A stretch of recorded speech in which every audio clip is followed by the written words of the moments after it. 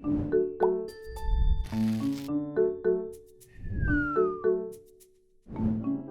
I'm Lindsay.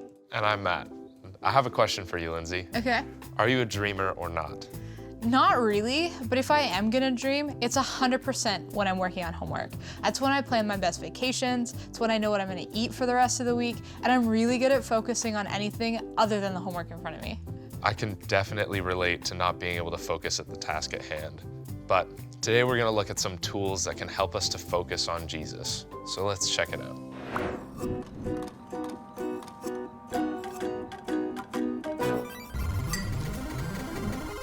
Today, our story is from the book of Mark. It's a story about an upstairs room, an evening meal, and a shocking revelation.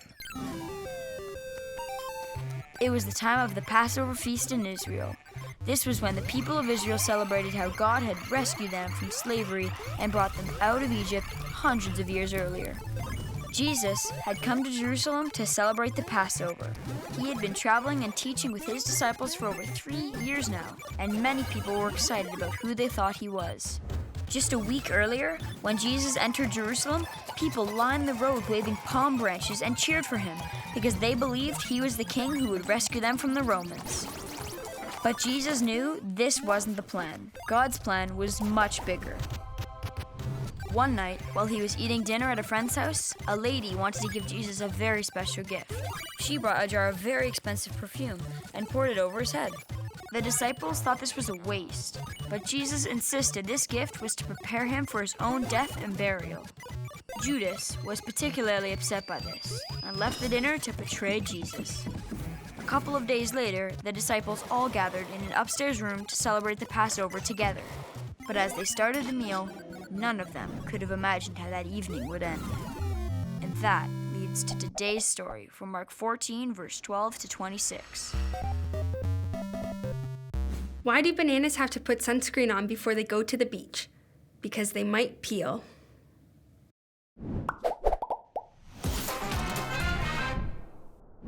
Hi, I'm Mikayla. So when I need to focus in on something really important, I sort of sit up straight, I look right at the thing, and I go, focus, focus, focus. And most of the time it works. We all have different ways of focusing on different things and at different times. And sometimes it can be hard for us to focus, so we need to set time aside to focus on it. And that brings me to today's big idea, which is communion helps us focus on what Jesus did for us. Last time we heard the story of Jesus throwing out animal sellers and money lenders out of the temple courts. And now a few days have passed and Jesus and his disciples are arriving for the Jewish holiday of Passover. And that's where our story begins. Today's God story takes place in Mark 14. So let's set the scene.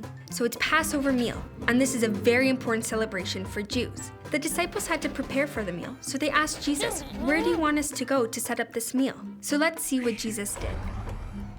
So he sent out 2 of his disciples. He told them, go into the city. A man carrying a jar of water will meet you. Follow him. He will enter a house. Say to its owner, the teacher asks, where is my guest room? Where can I eat the Passover meal with my disciples? He will show you a large upstairs room. It will have furniture and will be ready. Prepare for us to eat there. When they arrived for the meal, it was exactly the way Jesus had said it would be. Let's see what happens next. While they were at the table eating, Jesus said, what I'm about to tell you is true. One of you who is eating with me will hand me over to my enemies. In other words, Jesus said that one of his disciples, one of his close friends, was going to betray him and give him away to his enemy. Let's read what happens next. The disciples became sad. One by one they said to him, surely you don't mean me. It is one of you, Jesus replied. It is the one who dips bread into the bowl with me. While they were eating, Jesus took bread. He gave thanks and broke it. He handed it to his disciples and said, take it. This is my body. Then he took a cup. He gave thanks and handed it to them. All of them drank from it. This is my blood of the covenant, he said to them. It is poured out for many. What I'm about to tell you is true. I won't drink wine with you again until the day I drink it in God's kingdom. Then they sang a hymn and went out to the Mount of Olives. Now, just to be clear, Jesus didn't actually mean for them to eat his body or drink his blood. The bread is a symbol for Jesus' body, and the wine is a symbol for Jesus' blood. In other gospel tellings of this story, Jesus says to break bread together and drink wine together as a way to remember his sacrifice for us. You see, earlier in Jesus' life, he called himself the bread of life, meaning that we get our life from Jesus. And the wine represents the blood that would be spilled for Jesus' sacrifice. Jesus knew that it was coming, even though his disciples didn't. Today, we eat bread together and drink wine or grape juice together as a way to remember Jesus' sacrifice. And we call it communion. Then Jesus told his disciples that this would be his last meal with them together until they were up in God's kingdom. Now, that was probably really confusing because they had no clue what was coming. But then they sang a hymn together and went up to the Mount of Olives. Jesus was preparing for what he knew was coming, his death. Though he kept hinting at it, his disciples didn't know exactly what was going on, but they knew something was going to happen. But this time of communion with Jesus, before he was arrested and sent to the cross, must have been a very special time. You see, even today, 2,000 years later, we still eat bread and drink wine together. This bread representing Jesus' body, and this wine or grape juice representing the blood of Jesus. And this helps us focus on the amazing sacrifice that Jesus made for us. That's it for me. I'm Mikayla, and I'll see you around. Turn to the person next to you and answer the following questions. Yeah! Question time! The disciples were with Jesus, ready to celebrate a special meal for the Jewish holiday called Paschal, Passover, Panama, or Pass Under. Passover. While they were eating, Jesus broke some bread and said, "This is my bread, share, body, or meal." Body. After dinner, Jesus took a cup of wine and said, "This is my party, juice, idea, or blood." Blood. To remember what Jesus did for us with his death on the cross, we still do this today. It is called communion, the Lord's Supper, the Eucharist, or all of the above. All of the above. Game time! Running wild. Can you say the key verse before the runner wins the race? Get ready. 3, 2, 1, go!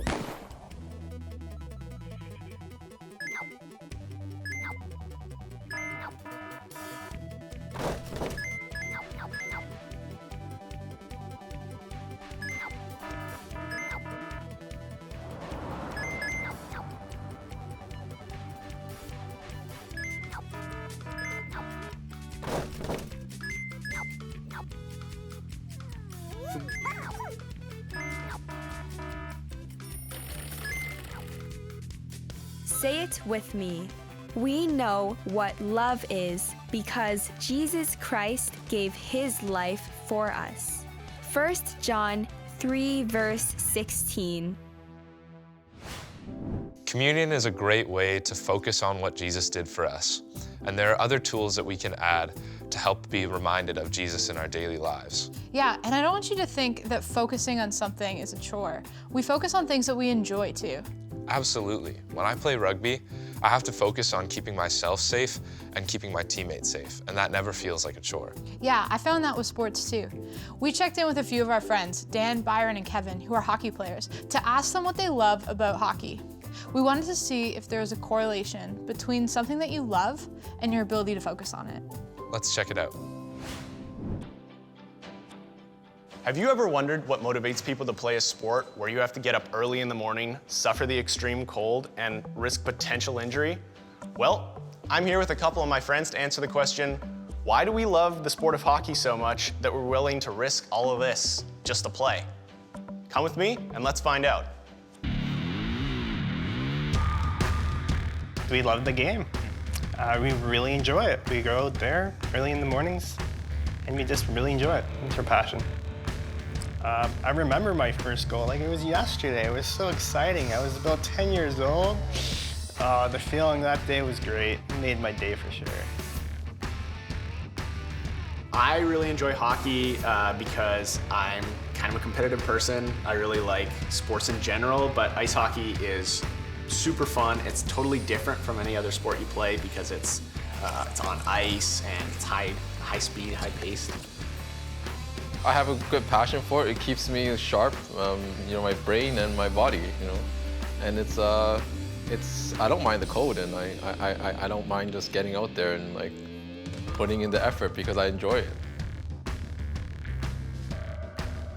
Hockey's a sport that sort of uses a whole bunch of different skills together, right? So skating is a big one. Like you need to know how to skate, and you need to have speed, but you also need to have endurance. You need to be able to turn quickly, you need to be able to stop. These are all things you need to practice, and it takes time to learn those things.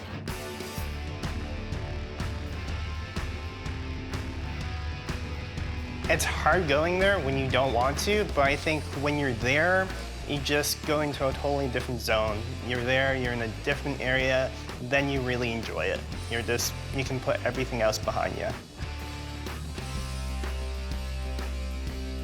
One of the great things about doing something that you really enjoy is that you can focus 100% on that, and you can kind of just tune out the other stuff that's going on, in your life. It's a great tool for just, being focused on something else for a little bit and not letting, those things weigh you down all the time. So I think Jesus, to me, is very similar to hockey because he's a great source of hope, and where hockey kind of distracts me from my problems and that I have to focus 100% on that, Jesus helps me draw my focus away from my problems by giving me hope about the future. And through prayer and through reading his word, my problems they seem so much smaller than they were before. A lot like the way you bond and really grow in understanding with your hockey teammates, I think having a community of believers together who really grow and kind of understand the struggles different people are going through, you really kind of learn each other's strengths and weaknesses, and you can build off of that and really benefit from knowing those different things and build each other up. Some people like watching movies, some people may like reading, some people like drawing, or just like hanging out with friends. And I think he enjoys us to enjoy ourselves, even if that happens to be hockey. Praying strengthens my relationship with Jesus, and just focusing on him really helps me feel connected with him. I think communion is a way that helps me focus on Jesus. It's sort of perspective reset, because I think I live a lot of my life not really thinking about the sacrifice Jesus made all the time, But when I take communion, it's a great opportunity for me to think back on that and think about the significance of that sacrifice and just be thankful for it and, remember to continue living my life in a way that reflects that. So we just heard what Dan said. When you love something, you can focus on it. Yeah, and I love that in Dan's relationship with Jesus, he finds that Jesus draws his attention away from his problems and gives him hope for the future. Yeah, there are so many ways that we can remember Jesus, whether it's reading our Bibles, listening to music, or just looking around at creation. But let's remember that communion is a great way to remember Jesus because it directly connects us with the sacrifice that he made for us. Yeah, Jesus is awesome. Let's break up now into our small groups and see what this looks like in our own lives.